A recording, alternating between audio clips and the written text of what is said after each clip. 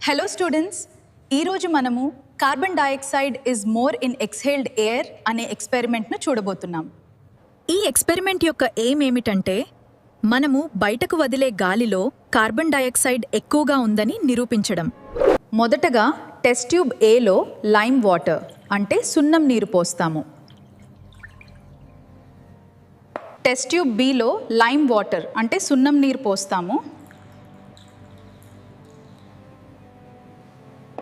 Syringe సహాయంతో గాలిని test tube ఏలోకి పంపుతాము.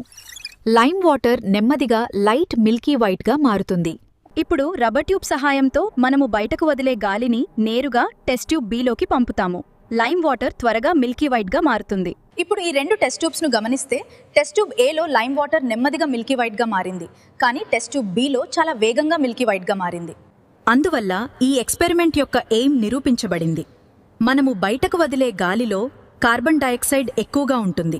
స్టూడెంట్స్, ఇప్పుడు నా క్వశ్చన్స్కు ఆన్సర్స్ చెప్పండి. ఈ ఎక్స్పెరిమెంట్ యొక్క ఎయిమ్ ఏమిటి?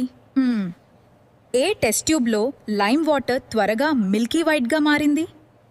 క్వశ్చన్ నెంబర్ 3, మనము బయటకు వదిలే గాలిలో ఏ గ్యాస్ ఎక్కువగా ఉంటుంది? క్వశ్చన్ నెంబర్ 4, లైమ్ వాటర్ ఏ రంగులోకి మారింది? టెస్ట్ ట్యూబ్ బిలో ఏ గాలిని పంపాము? హాక్. ఈ ఎక్స్పెరిమెంట్ ద్వారా మనము ఏమి తెలుసుకున్నాము? ఇప్పుడు ఈ క్వశ్చన్స్కు ఆన్సర్స్ రాయండి, మరి మీ సైన్స్ టీచర్కు చూపించండి. Thank you.